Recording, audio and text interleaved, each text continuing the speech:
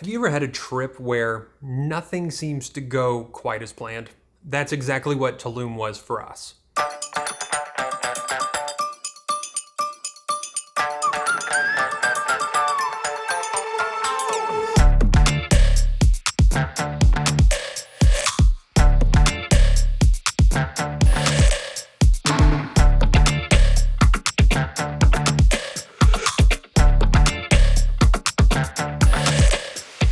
After driving up and down this road multiple times because we couldn't find the restaurant. And then I went to the booth and they said, that restaurant's been closed for 2 years. Life sucks sometimes.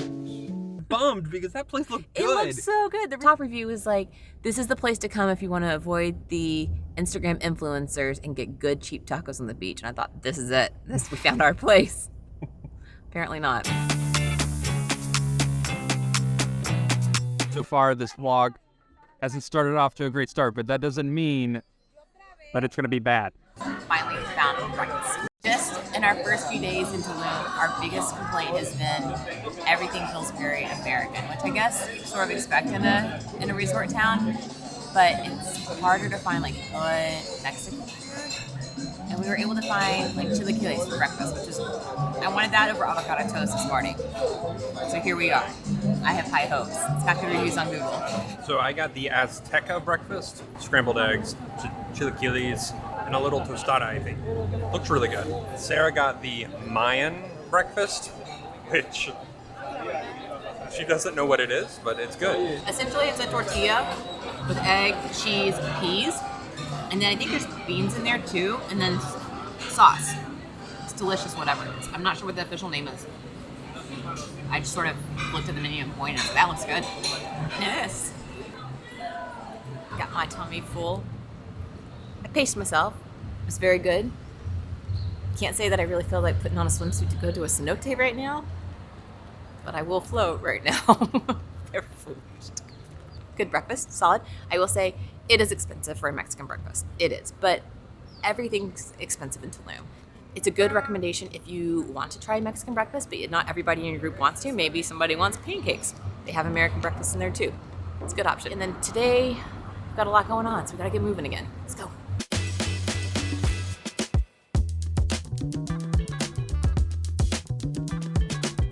One thing we wanted to do in Tulum is see the Mayan ruins. They're the only Mayan ruins that overlook the ocean in Mesoamerica, is what I read. And if you're like us and you want to come here, I will say that there's tons of people in the middle of the street waving you down to park. Don't stop. Don't do it. Just keep on driving. Unless you want a tour, in which case, no, you can stop. You can do this by yourself. We believe in you. So just drive past them. Don't say that, because those people they're earning money. They're local businessmen. So if you want a tour and you really like history, use one of them. I think I heard it's like $30 a day, something like that. That's fine. But if you're like us and you don't want a tour, you just want to see the ruins, drive past, park, then you're in.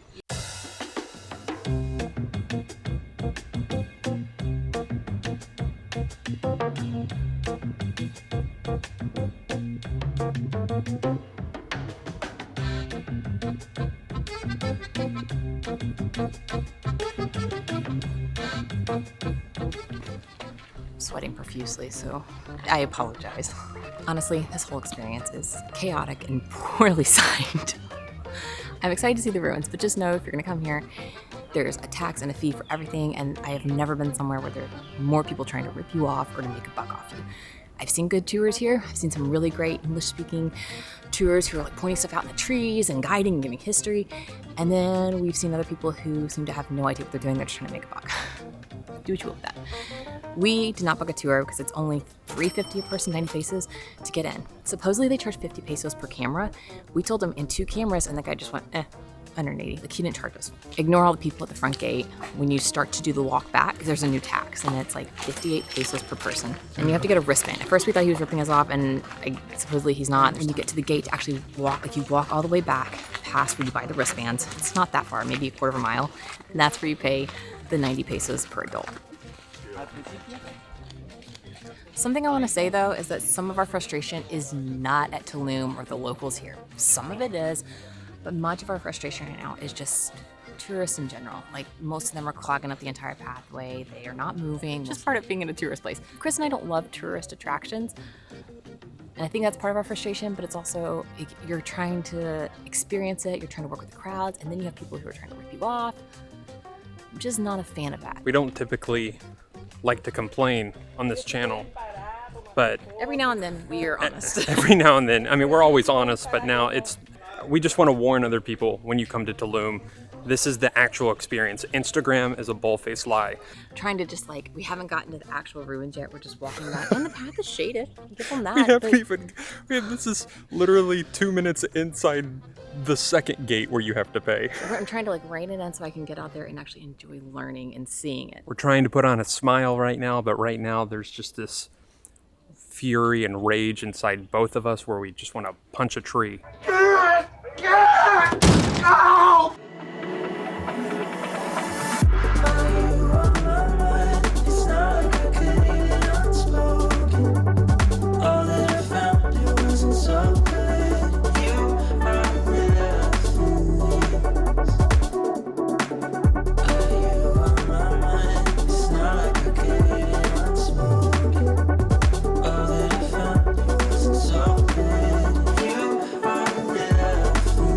Are in a beautiful location. Really cool. So much history here. It is a cool experience.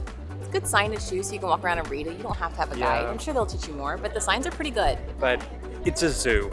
And we got here when they opened, or just maybe 15 minutes after. It's a zoo. It's a zoo. I did hear don't come on Sundays because it's free or very cheap for Mexican residents or Mexican citizens. So we're here on a Monday. This is a Monday. And I heard that this is supposed to be one of the cheapest beaches you can use in Tulum, because you could use their beaches when you get in. So for $350, you can use the beach, but it's closed off right now. I'm glad we came. For $350, this was good. It doesn't take that long. I'd say once you get to the actual ruins, you could spend about an hour here. Wear sunscreen. There's no shade when you get to the ruins, and it's hot and sweaty. I mean, I do sweat, but not like this much. I mean, I am pouring right now. I'm sorry, I know that's gross. Mexico.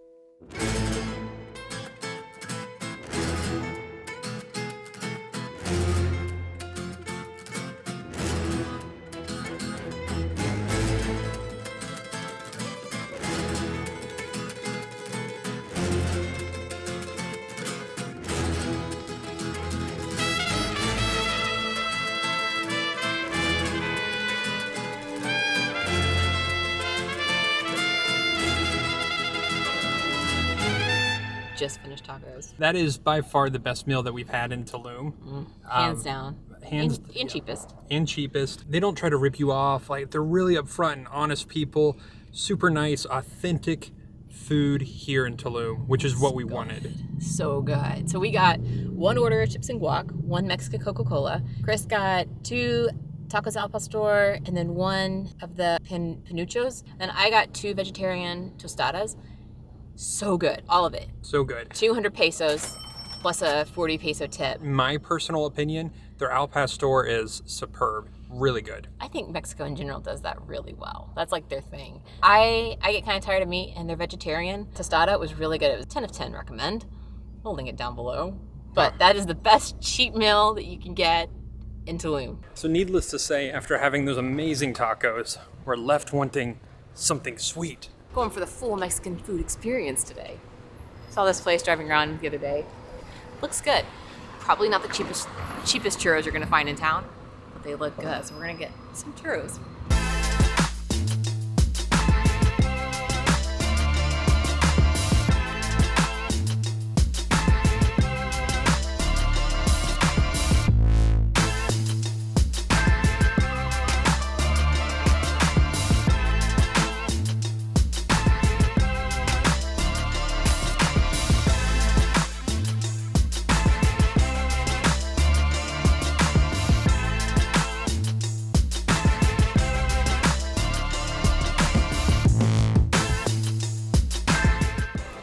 churros are a little different than what we've seen before. You get to stuff the churro with a different filling. I got passion fruit, and then they still rolled it in the same sugar, and then Chris got chocolate. Let me show you the chocolate. Very excited about this. So if you're in Tulum, come by and say hi to Manny. Nice guy. Hooked us up with some great churros. That's good. Muy bien. Thank you.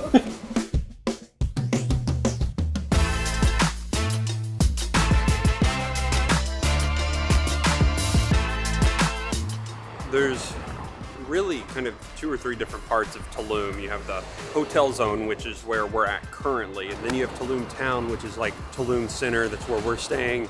And then I would say the third part is probably where the locals live part. Currently we're in the hotel part. It's this one main drag. It's not very fun to walk because there's really no sidewalk. There's just cars buzzing behind you. I think it's probably different at night though, when all the locals have gone home from work and it's just sort of party central. Because some of these places are like well-known beach clubs that they exist purely to party. Not our thing. So we actually haven't been down here at night. Well, we came down here in the evening one day, and that was enough. It was very busy. It's mostly like boutique hotels, boutique shops, a couple of restaurants, and then some of these places have beach access that you have to pay for. So do what you will with that. Yeah, so you may be coming here and you're like, oh, I'm gonna stay in the hotel zone, and then you never leave this zone. That's not our vibe. We really like to explore. If you're coming here for vacation, you don't really want to explore, you just want to zone out. You were here to vacay. We get it. Hotel zone is probably where you want to come because you're not gonna think about anything. But it is the most expensive area in all of Tulum.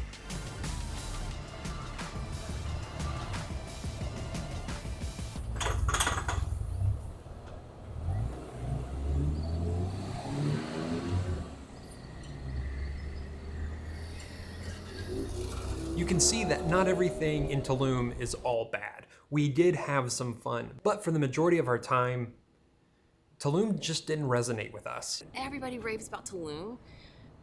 Gonna be honest, I don't love Tulum yet. I don't love it. I don't feel like I'm in Mexico, and I feel like I'm supposed to believe I'm in Mexico, but yet I'm paying almost American prices, and I don't like it. I don't like that. I feel like it's everybody's here to get their Instagram photos. I don't feel like one person's here to get any sort of culture, any sort of experience. They're just here to pose. I have high hopes to like Tulum, because a lot of our good friends have said, go to Tulum. Just, it's a complex city to me. It's a very complex city in the way that it has been structured and built, and the dynamic of tourism with the locals. It's a hard one for me. I'm hoping to see a little different side, maybe a little bit more of a blend before we leave. I know exactly where I've been, but what's good in the future that's already built in? I'll be waiting for what feels like the answer I want, not the answer I need. Months after you left me, I thought I was ready, but my heart was heavy, and that's when I knew. That's a part of traveling and experiencing these different places all around the world. Some you're going to love and some you may not. So while most people come to Tulum because they want to go to the beach or they want to go swim in the cenotes, we found that being here at this time, it just wasn't in the cards for us. Whether it was because of the seaweed all over the beach or the cenotes in the surrounding area were some of the most expensive cenotes we saw listed. So while our time here in Tulum didn't go as planned, we decided to cut our losses, end our time here in Tulum, and head south to another town that we had heard great things about. And we can't wait to share it with you because it is by far one of our favorite places we've ever been to in Mexico. See you in the next one. Oh, heartbreak is a dish best served cold.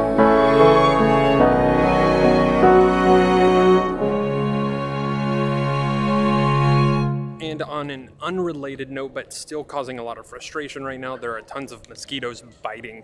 And I so probably have 30 on my legs right yeah, now. we're swelling up right in front of the camera. The cheaper restaurant in Merida didn't have mosquitoes. I'm gonna say that. All right, we gotta go. Get in the car before they bite us. For behind the scenes and extra content, you can head on over to our Patreon community. Otherwise, be sure to follow on Instagram or like and subscribe here. It really helps creators like us.